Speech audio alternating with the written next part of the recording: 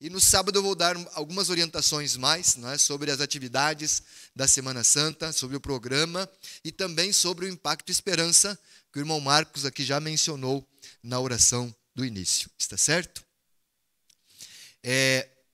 Nesta noite, eu quero introduzir, de certa forma, a temática da Semana Santa. Porque a temática da Semana Santa ela é voltada para os nossos amigos e convidados. Claro que para nós também, ela nos fortalece, ela nos reaviva, não é? Aqueles acontecimentos ligados à vida de Jesus. Porque a temática da Semana Santa, toda ela é focada na vida de Jesus. Nas coisas que Jesus fez, nas coisas que Jesus ensinou, nas curas, não é? Que ele operou, está bem? Nas pessoas a quem ele atendeu. Então, essa será a temática. E hoje eu quero te convidar, não é, a estudarmos um tema. Pode soltar para nós lá, Douglas. Meu pastor, infelizmente, acho que ficou lá na igreja do Visital ontem. A minha neta é a minha assessora, vocês já sabem aqui, né? E ontem ela disse, peguei tudo, vovô, mas eu acho que ela esqueceu o passador no púlpito. Ela pegou a minha Bíblia, pegou o celular que havia deixado lá no púlpito, né, ontem, quando eu encerrei o culto. E eu acho que ela esqueceu o meu passador. Então, essa é a temática da Semana Santa, só para lembrar, né? O amor vive. Ele não está aqui. Foi a frase, né, dita às mulheres que foram ao túmulo, né, para levarem ali bálsamos e perfumes. E aí o anjo as recebeu lá e pronunciou esta frase, né? Jesus é o amor e ele não permaneceu na morte, ele ressuscitou, ele está vivo por ti e por mim. Amém? E por isto, né, eu quero então estudar esse tema com você. O título, pode passar, vai ter que passar para mim aí, Douglas, né? O título do tema de hoje, a maior dor. Você já sentiu uma dor? Qual foi a maior dor que você já sentiu? Eu já comentei com você e em algumas visitas eu tenho comentado às vezes, né? Que eu tenho preparado um seminário e eu irei apresentar no tempo devido aqui para a igreja, cujo título é Cicatrizes. E aí eu vou analisar várias situações, né, que envolvem dor, tanto na Bíblia quanto na nossa vida também, porque é importante nós entendermos essas coisas. Hoje mesmo pela manhã eu visitei uma família de uma das igrejas, não vou aqui especificar para não expor ninguém, e a senhora então, né, ali que eu fui visitar, o esposo dela é um líder da igreja, mas eu já tinha observado, né, nesse pouco tempo que eu estou, que nos cultos em que ele estava presente, eu percebi que ele estava sozinho. E ele é um líder da igreja. E aí, né, eu havia agendado já com eles esta visita, alguns dias atrás. E hoje, quando comecei a conversar, aquela senhora em seguida disse, acho que o senhor já percebeu e não me viu na igreja ainda. É verdade, não lhe vi mesmo. E ela disse assim, eu estou muito desanimada na fé. Por uma dor muito grande que eu estou carregando na minha vida, pela perda de alguém. E essa, sem dúvida nenhuma, é uma grande dor. Mas, de fato, essa dor é maior ainda quando envolve uma circunstância, que é a que a Bíblia apresenta na história que nós vamos ler. Abra, portanto, no Evangelho de Lucas, no capítulo 7. Lucas 7. Vamos começar a leitura do verso 11, né? Até o versículo 17, vamos ler todo o trecho já, e depois nós vamos analisando ali os detalhes e pormenores. Evangelho de Lucas, capítulo 7, verso 11 em diante. Em dia subsequente, dirigia-se Jesus a uma cidade chamada Naim, e iam com ele os seus discípulos e numerosa multidão. Como se aproximasse da porta da cidade, eis que saía o enterro do filho único de uma viúva, e grande multidão da cidade ia com ela. Vendo-a, o Senhor se compadeceu dela e lhe disse, não chores. Chegando-se, tocou o esquife, e parando os que o conduziam, disse, jovem, eu te mando, levanta-te. Sentou-se o que estivera morto e passou a falar, e Jesus o restituiu à sua mãe. todos ficaram possuídos de temor e glorificavam a Deus, dizendo: grande profeta se levantou entre nós, e Deus visitou o seu povo. Esta notícia a respeito dele divulgou-se por toda a Judéia e por toda a circunvizinhança. Não há maior dor, irmãos, do que a mãe perder um filho ou uma filha. É claro que é uma dor grande para o pai também, mas a mãe sempre tem uma ligação maior, não é, com o filho ou filha. Aquele momento, né, aquele período que o filho viveu ali, né, foi gestado 9 meses, né, e ali havia uma ligação física, mas não somente física, vai muito além. E a mãe, então, né, ela conhece até o respirar do filho, né, da filha, o olhar do filho e da filha, certo? E normalmente, naturalmente, né, a mãe, assim como o pai também, imaginam, né, que irão morrer depois dos filhos e não ao contrário. E a dor é tremenda, né, nessa circunstância. Está bem? E este é o fato aqui. Mas eu quero analisar contigo algumas questões, né, diante deste relato. Pode passar para nós, Douglas, por gentileza? Pode dar mais um clique aí, que nós já lemos, né? Eu queria falar um pouquinho da viúva, inicialmente. Normalmente, ser viúva é uma situação triste. Há exceções. Porque, às vezes, o esposo, o marido, não é um homem bondoso, gentil, amoroso. E, diante disto, né, de certa forma, a viuvez passa a ser até uma vantagem, dependendo do caso. Mas dentro da normalidade, não é. E dentro da nossa realidade, né, de igreja, normalmente não é. Pela graça de Deus, pela misericórdia de Deus. Certo? Mas eu quero que você volte ao passado lá, a situação desta mulher. Hoje, uma viúva, e eu sei, a minha mãe ficou viúva o ano passado, né? E eu ainda estou aí em pendências com o INSS, né, para conseguir liberar a pensão dela, mas já está sendo depositado, só ela não está conseguindo ter acesso ainda por questões burocráticas, né? Mas já está tudo resolvido, então somente questão essencialmente burocrática mesmo. Vamos ver se amanhã eu consigo resolver isso para que ela possa, né, ali ter acesso aos valores e ali fazer frente às suas necessidades. E então, mas voltando aqui, lá no tempo bíblico, uma viúva tinha direito a uma pensão de viuvez? Não. Como é que ela sobrevivia, irmãos? Dependendo dos outros, às vezes dos familiares, às vezes, né, de alguma outra situação, ou se porventura o esposo conseguisse deixar algum tipo de patrimônio que gerasse renda, certo? Porque a mulher não tinha, não é, autonomia para ela trabalhar, certo? Observem lá pela história de Ruth, como é que elas sobreviveram por algum tempo? Lá da colheita, né, pegando aquilo que ia caindo aqui e ali, que os colhedores iam passando e colhendo, né, mas se porventura eles deixassem cair, era a lei que Deus havia dado, eles não deveriam recolher o que caísse, justamente para as viúvas, está bem? Mas só que às vezes eles eram tão gananciosos que eles não deixavam, nada, está certo? E muitas vezes pessoas que tinham condições não queriam ajudar as viúvas, porque no entendimento de alguns a viuvez era uma maldição. E se alguém ajudasse a viúva, estaria contrariando a maldição que Deus havia enviado. Imaginem só, esse era o pensamento de alguns, está certo?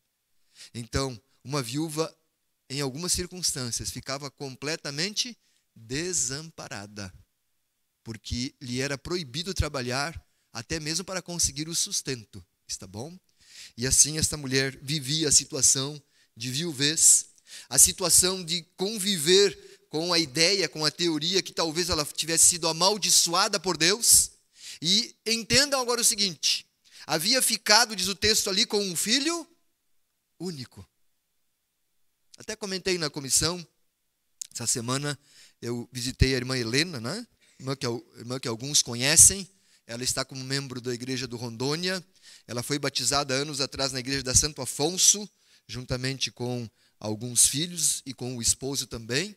E ali então, ao visitá-la, né? Ela me contou ali das suas lutas, me contou que perdeu 3 filhos, mas ela tinha 11 e então ficou com 8 ainda. Está bem? Mas imagine uma mãe que tem um único filho. E agora ela convive com a teoria de que ela fora amaldiçoada por Deus, por isso ficou viúva. E então, algum tempo depois, acaba perdendo o único filho. E aquela teoria de uma suposta maldição é fortalecida na mente desta mulher. Compreenderam a situação? E assim agora está ali aquela pobre mulher, né, em grande dor. Por isso eu denominei a história de a maior dor. E lá está ela então velando o seu filho ali na cidade, né? Na verdade era pouco mais que um vilarejo, Naim era bem pequena, né? É um lugar que não é tão conhecido, não é mencionado praticamente na Bíblia, a não ser aqui nessa história, está bem? Pode passar para mim lá por gentileza, Douglas.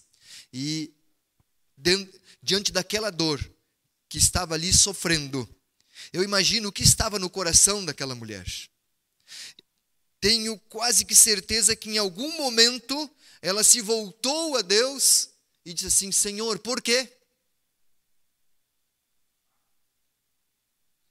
Alguns dias atrás também, numa outra visita que eu fiz, também uma senhora, né, ao conversarmos ali, eu gosto assim, como eu estou chegando aqui no distrito, eu faço algumas perguntas para conhecer a pessoa, para saber um pouco da história, né, da família, do casal, dos pais, dos filhos, quando isso me é possível. Às vezes a conversa se encaminha para outro rumo, mas quando é possível eu dirijo, né, nesse sentido para conhecer um pouquinho. E essa senhora então, quando começamos a conversar, ela disse assim: pastor, não é? Eu tenho brigado com Deus. Eu não sei como é que Ele está me vendo, mas eu tenho brigado com Ele, porque eu estou questionando Ele. Por que tal coisa está acontecendo? Né? Por que isto? Por que aquilo? Né? E era em relação aos próprios filhos que ela estava mencionando esta questão. Eu imagino que aquela mãe estava ali questionando. E eu já tive situação, me lembro de um funeral que eu fiz em Uruguaiana, de um rapaz, filho de um casal da igreja. E aquela irmã, que era uma líder da igreja, inclusive, né? Quando eu cheguei lá no funeral, ela veio, me abraçou, chorando, e disse assim: pastor, me diga por quê.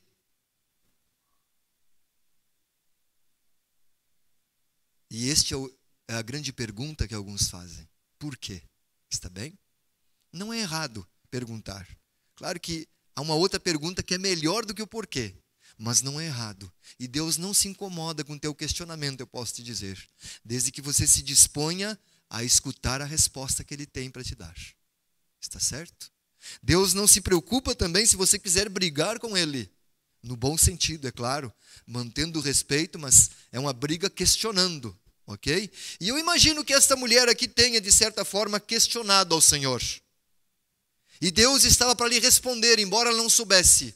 Embora às vezes não ouvimos aquilo que Deus está tentando nos falar, mas Deus começa a agir. E Deus estava começando a agir aqui na vida dessa mulher. Pode passar, Douglas, para mim, por gentileza? E aquela mulher, então, num determinado ponto do dia, ela começou já talvez a imaginar, não é? Aquele momento em que o filho seria lá colocado no túmulo. E ali eu garanto para você, você pode lembrar comigo, é um momento de dor. Até ali, em alguns casos, parece que a ficha não caiu para algumas pessoas. Mas a hora que o túmulo é fechado, alguns familiares, algumas mães choram, quase que inconsolavelmente. E então, logo a seguir, não é? Aquele grupo de pessoas que estavam ali, que praticamente, de acordo com alguns estudiosos, era 90% dos habitantes de Naim estavam lá. por condoer-se daquela mulher, da dor que ela estava enfrentando, da situação. Por isso você leu, diz ali, né, que quando Jesus estava entrando em Naim, próximo da porta, diz o verso 12, né, ali estava saindo este funeral, né, este velório, esse enterro, essa procissão, uma grande multidão das cidades aí na tua Bíblia. Está bem? E então, pode passar para mim, por gentileza, Douglas. Deus já estava atuando para responder a pergunta desta mulher. E pode dar mais um clique, por gentileza, Douglas. Está bem? O segundo ponto que eu quero analisar contigo aqui é a chegada providencial. Talvez alguns, e eu me lembro que em um determinado momento, né, eu li este texto com alguém que havia perdido uma pessoa.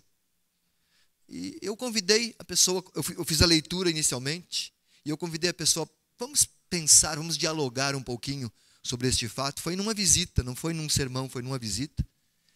E aí quando começamos ali a conversar, eu gosto de propor que a pessoa fale um pouco. Ela disse assim, olha, que acaso Jesus chegar lá, neste dia. Mas eu quero aproveitar aqui e mencionar e ser até enfático em algo para você. Quando Deus está atuando, não existem acasos. Aliás, deixa eu até ampliar. Eu vou dizer algo mais aqui para você hoje. Na tua vida e na minha vida, não existem acasos. Confie nisto, creia nisto. É claro que há muitas coisas que ocorrem. Na tua vida e na minha vida, há 3 forças em operação. 3, certo? A primeira eu já estou mencionando, é o próprio Deus, que atua na tua vida e na minha vida. Mas, em algumas circunstâncias, Deus tem de, permitir que ocorram certas coisas que, na verdade, são consequências de um princípio que Deus estabeleceu, que está no livro de Gálatas, se expressa em Gálatas 6:7. E lá diz assim para ti e para mim, pois tudo que o homem semear, isso também ceifará. Então, certos acontecimentos na tua vida e na minha vida, é aquilo que nós estamos colhendo. Nós semeamos e iremos colher. Está bem? Mas há outros acontecimentos ainda que não são da atuação de Deus e nem são colheita minha e tua, mas são atuações do inimigo. O inimigo também atua na tua vida e na minha vida. Está certo? E aqui, neste caso, em outro momento eu desenvolvo mais esse pensamento que eu estou apresentando a você, mas eu quero focar nesta parte. A chegada de Jesus ali em Naim não foi casual, ela foi providencial. E diariamente, Deus quer poder atuar de maneira providencial na tua vida e na minha vida. Mas eu quero dizer algo mais para ti aqui nesta noite. Que bom que você entende isto. Que bom que você crê nisto. Mas eu quero dizer que há muitas pessoas por aí que não entendem e não creem. E é teu desafio e nossa responsabilidade levarmos um convite a essas pessoas. Olha, você quer entender algo que tem acontecido na tua vida, uma grande dor que você tem carregado, você quer entender? Deus tem uma resposta para ti.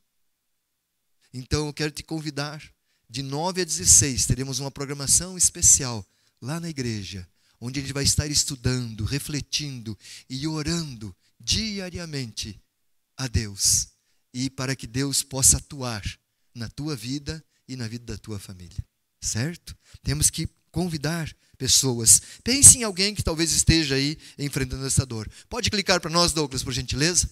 Então, vejam, aqui eu coloquei um mapa, daquela região. Aqui é a Judeia, tá?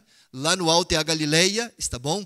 Dá mais um clique, Douglas, por gentileza, para a gente ampliar ali aquela parte, tá? Eu estou sem o meu passador, então estou sem o meu laser aqui, não é? Mas lá no alto, onde está Lilás, lá, ó, tá? É a Galileia. Aqui bem embaixo é Naim, Tá? Fica mais ou menos 40 quilômetros de Cafarnaum, que está mais ao alto, era a principal cidade onde Jesus atuava, onde Jesus operou o maior número de curas, foi em Cafarnaum, está bom? Então lá era o centro de ação de Jesus, era Cafarnaum.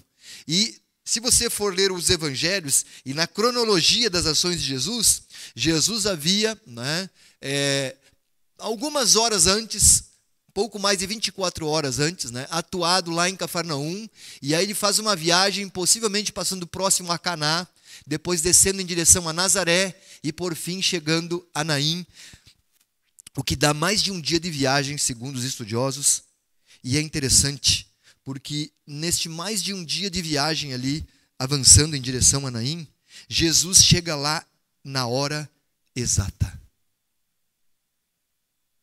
Que interessante. Pode clicar para mim, por gentileza, Douglas? Certo? Por que eu digo para você que era a hora exata?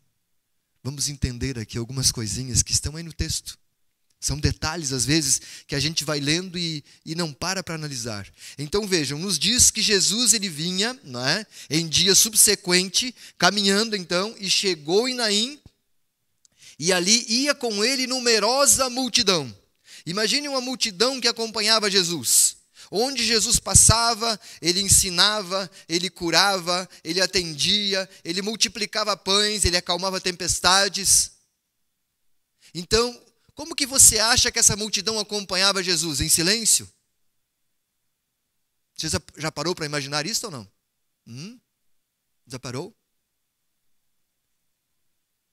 Você já esteve num grupo de pessoas, não é? Onde a princípio não está se manifestando nenhum tipo de problema?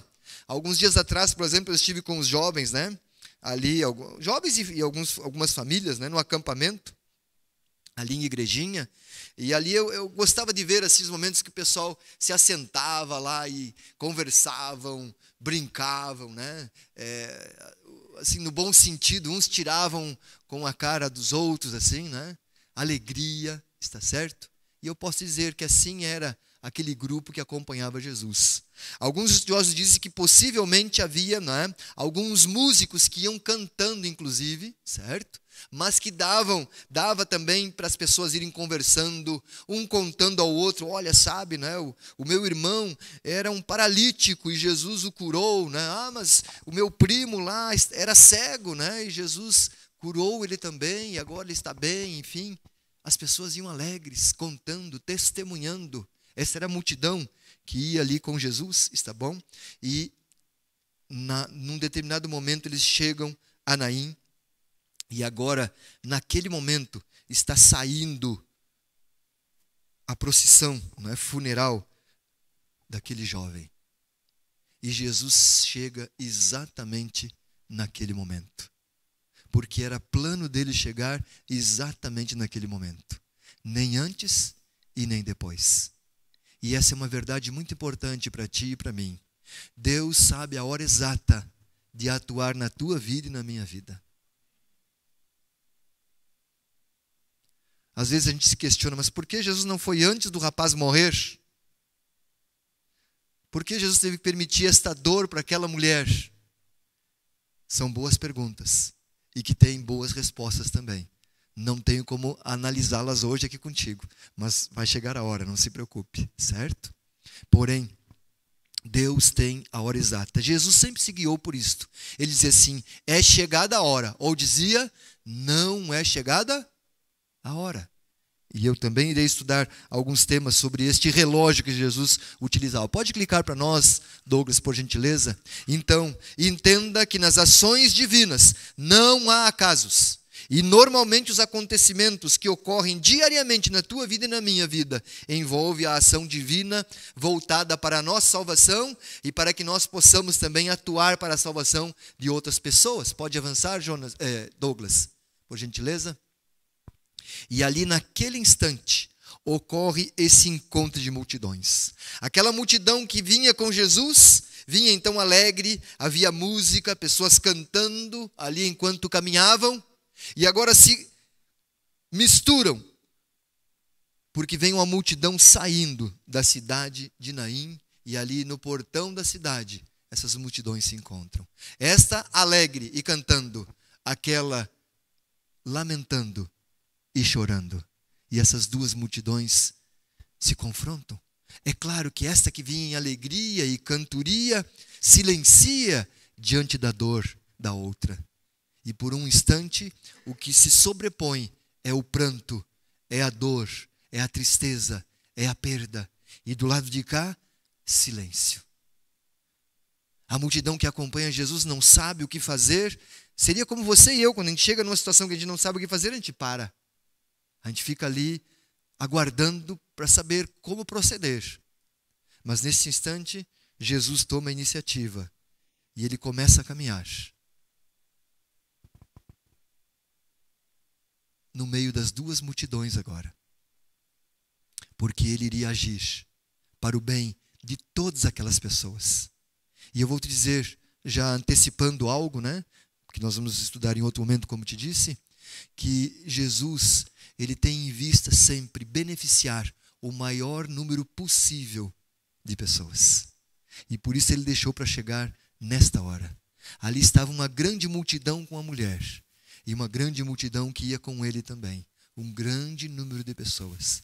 De acordo com alguns estudiosos, envolvendo as duas multidões, para a época, né, seriam em torno de 2.000 pessoas ali reunidas, né, naquele instante. Está bom? E então, pode avançar, Douglas, por gentileza, certo? Jesus agora, ele foca justamente naquela que era a maior sofredora, a mãe. E a Bíblia vai dizer que Jesus sempre era sensível às dores que as pessoas enfrentam. Ele é movido pela compaixão. E quão bom saber que um Deus tão grande, um Deus onipotente, o Senhor e Rei de todo o imenso universo, ele se compadece também hoje das tuas dores, das minhas dores, das tuas tristezas, das minhas tristezas. Mas ele se compadece também das dores e tristezas de pessoas que estão por aí e às vezes não sabem de fato o que está acontecendo.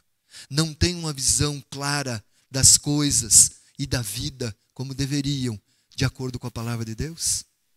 E nós devemos ser instrumentos para ajudá-las, para que permitam que Jesus possa atuar também nas suas vidas. E então, Jesus se aproxima daquela mulher com um olhar, não é? E eu gosto muito de tentar imaginar, às vezes, o olhar de Jesus. Um olhar de um amor intenso e imenso. Se o nosso olhar, às vezes, fala, e muitas vezes a gente consegue, não é, divisar no olhar das pessoas aquilo que elas estão expressando, aquilo que está passando nos seus corações. Imagine Jesus. Jesus era plenamente transparente. E o olhar dele, de fato, expressava aquilo que ele sentia. E com imensa compaixão, ele começa a caminhar em direção daquela mulher. As duas multidões estão paradas. E então Jesus chega bem próximo dela. E porque me baseio na maneira característica de Jesus atuar, eu imagino Jesus chegando e colocando o seu braço por sobre aquela mulher. Porque Jesus era uma pessoa de tocar com amor nos outros. Até mesmo os intocáveis, ele tocava. E eu não consigo imaginar outra coisa, senão Jesus chegando e colocando o seu braço sobre aquela mulher. E aí ele vai falar o que está no verso seguinte. O que ele diz para ela? Não chores.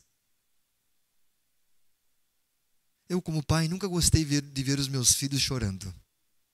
E hoje, como avô, também não gosto de ver a minha neta chorando. A minha intenção sempre é fazer algo, né? Para que aquele choro cesse, pare. Jesus, ele não consegue, na verdade, suportar ver os seus filhos chorando em pranto e em dor. E aquilo que ele fez com aquela mulher, ele faz contigo e comigo. E ele procura fazer até com aqueles que às vezes mantêm distância dele. Está bem? Pode passar, Douglas, por gentileza. Então, o nosso Deus é um Deus de compaixão. Se porventura você tem chorado, tenha certeza de que hoje a voz dele continua tentando te alcançar e me alcançar. E dizer: filho, filha, não chore. Eu estou aqui. Eu vou te ajudar. Eu vou te socorrer. Certo? Pode avançar, Douglas, por gentileza. Aquela mulher não conseguia imaginar o que iria acontecer. Possivelmente, e com grande probabilidade, de acordo com os estudiosos, ela nunca tinha visto Jesus. Não imaginava quem era ele.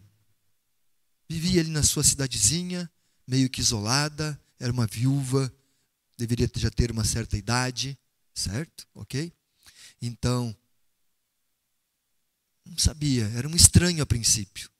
Mas quando ela percebe a proximidade, o olhar de Cristo ali, a meio metro, 40 centímetros dela, tocando-a com carinho e com amor, ela pôde perceber que possivelmente aquele era o Cristo tão falado entre as pessoas, do qual a fama já corria entre as cidades. Mas ela não sabia o que Jesus iria fazer. A dor ainda continuava ali. As lágrimas talvez ainda continuavam a descer pelo seu rosto. Mas Jesus já havia cumprido esta parte, então ele vai para o próximo passo. E agora ele caminha em direção ao esquife, diz a Bíblia. Era uma maca, mais ou menos, assim, usada na época. Eles não utilizavam caixões fechados como nós hoje. E então, sobre aquela maca que estava sendo carregada por alguns homens, estava ali o corpo do jovem, envolto em panos.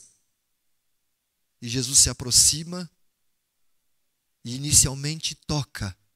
Porque, de acordo com alguns estudiosos, enquanto a multidão parou, é bem possível, era um certo costume que eles tinham, os que conduziam o caixão ainda continuaram a dar mais alguns passos lentos.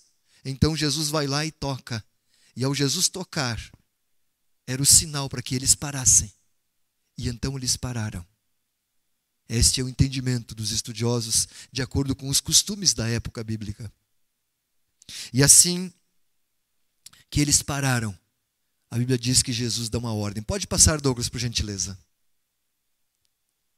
Mas, sabem, a Bíblia me fala algo impressionante e eu quero te ajudar, porque às vezes nós temos que auxiliar as pessoas, e isso é importante nós fazermos da forma apropriada.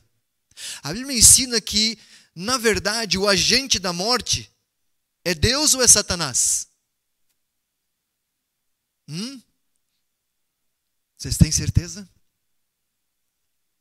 Está certo sim, irmão Danilo. Não é só para mexer um pouquinho. Está certo? Porque muitos têm dúvida. Em muitos funerais, aqui, onde estou presente, né? Isso é uma coisa que faz parte da nossa realidade, infelizmente.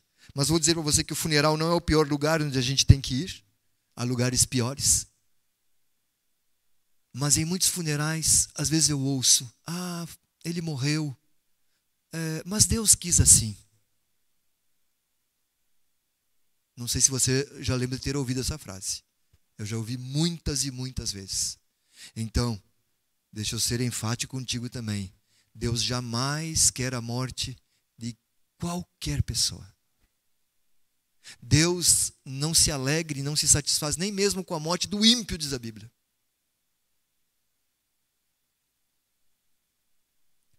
Jesus se apresenta como sendo a vida. Eu sou o caminho, a verdade e a vida.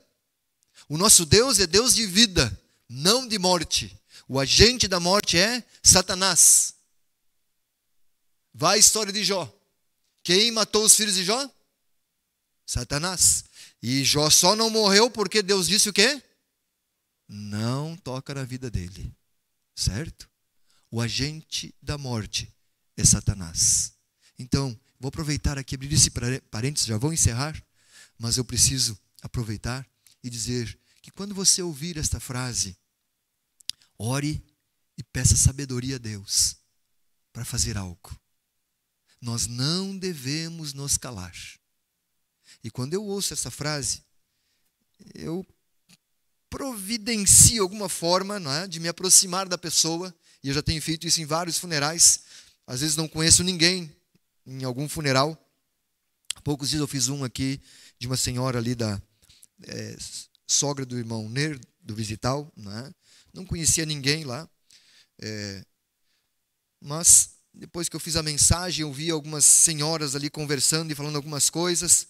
Quando começamos a nos dirigir lá para o local, né, onde ela seria de fato sepultada, eu fui caminhando, fui me aproximando daquelas senhoras, e elas iam conversando, e com jeitinho eu me introduzi na conversa, assim como Jesus fez com os 2 discípulos que iam para Emaús, está bem?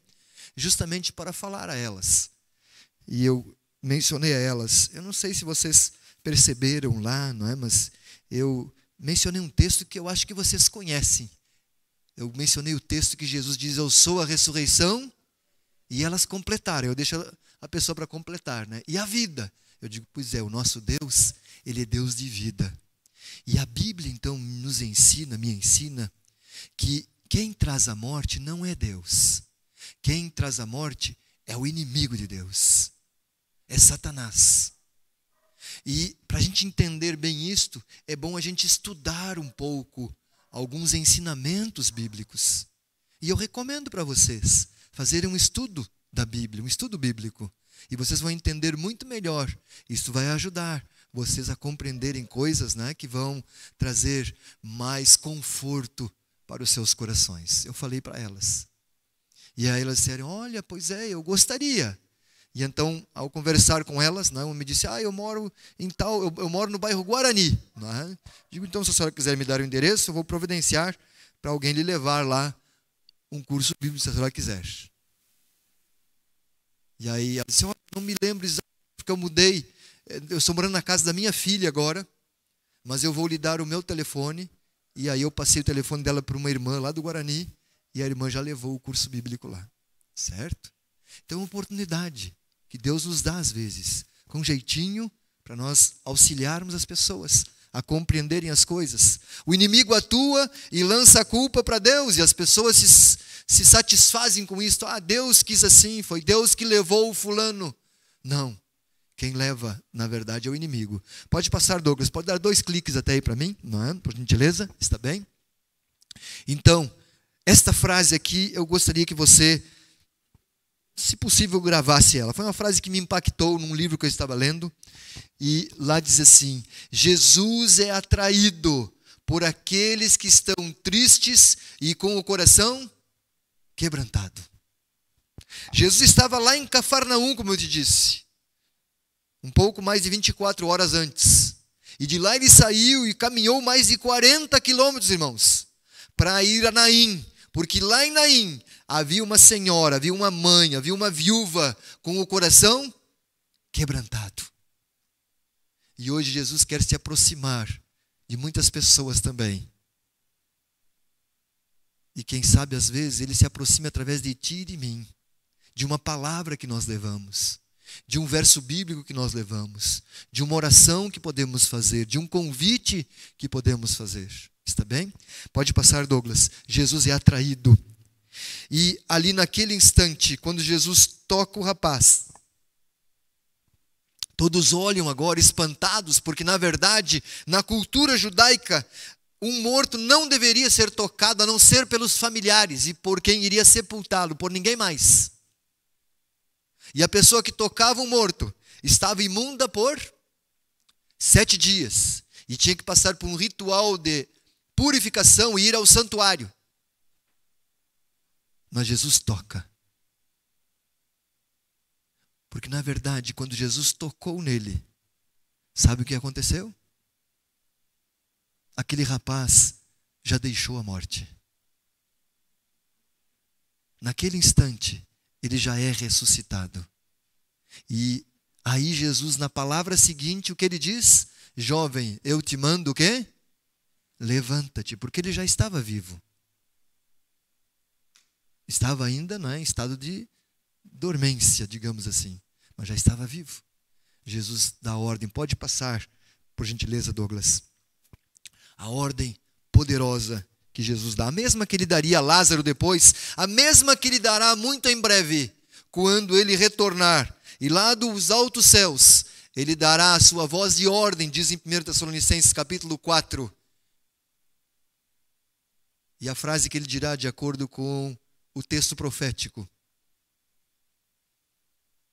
que está no livro Grande Conflito, será mais ou menos esta: vós que estáis no pó, filhos, despertai.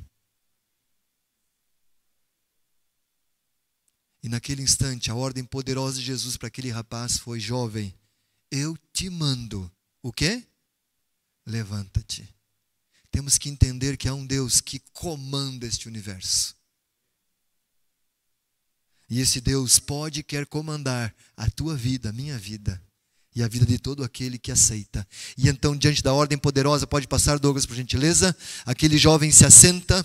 Jesus continua sendo a ressurreição e a vida, e aquele que crê nele de fato, ainda que morra, viverá. É a promessa fiel e verdadeira dele. Ele já cumpriu isso no passado. Aqui ele dá um exemplo, assim como nos outros casos também, do poder dele, da forma como ele realiza isto. Mas aqui está a grande verdade que nós devemos proclamar às pessoas. Pode prosseguir, Douglas, por gentileza. E então, Jesus agora estende a sua mão para auxiliar aquele jovem a sair da maca. E segurando aquele jovem, Jesus caminha em direção à mãe.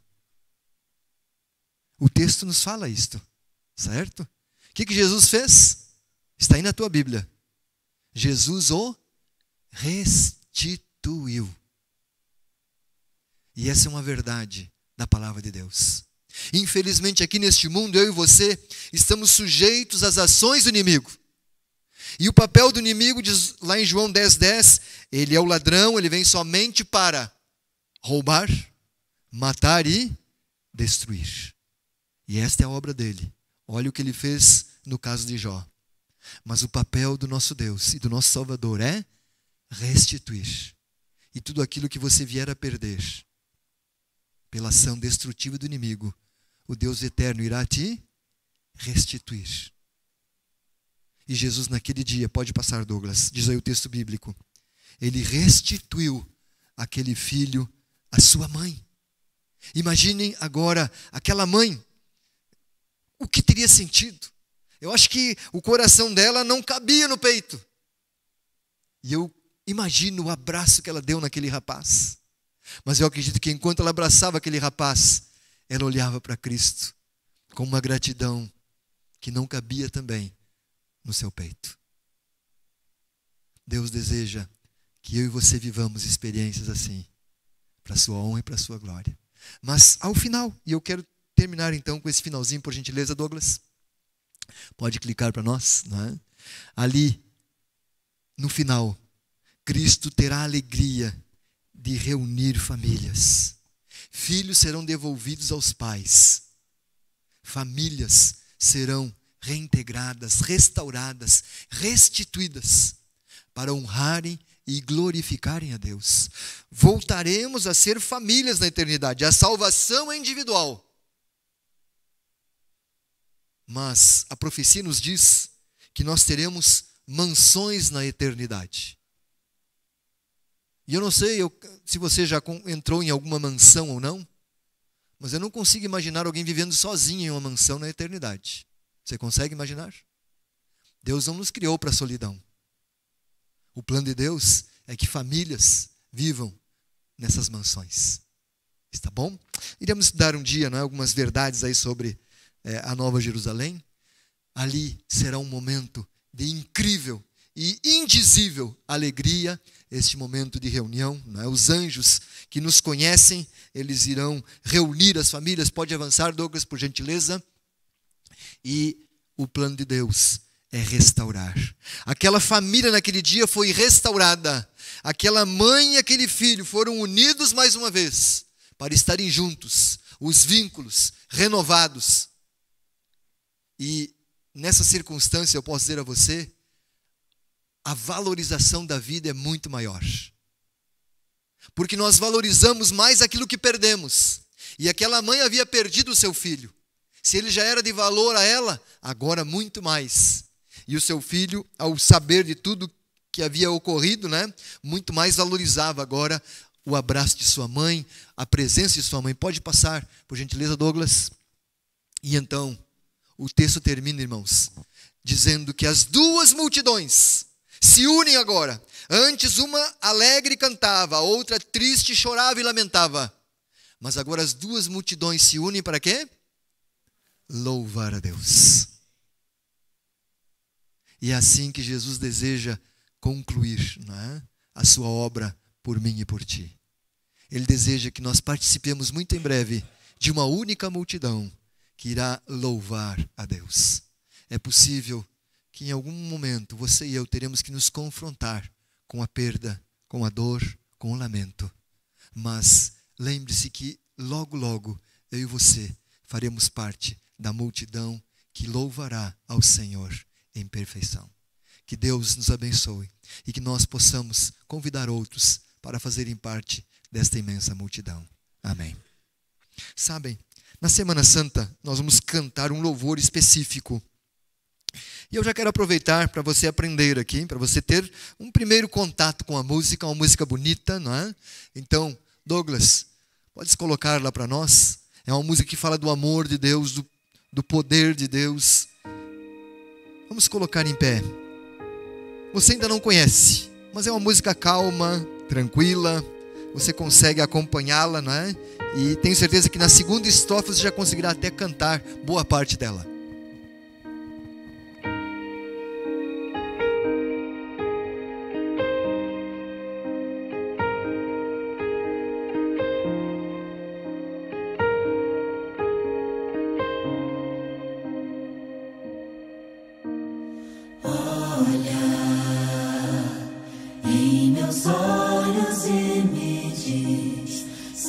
Existe algo bom em mim. Sabe, tantas vezes eu falhei e a vontade sempre é desistir. E mesmo se eu subir o alto monte, descer o vale me alcançará. Nem a morte, nem a vida, sofrimento ou distância, não há nada que me afaste desse amor que conhece meus desejos.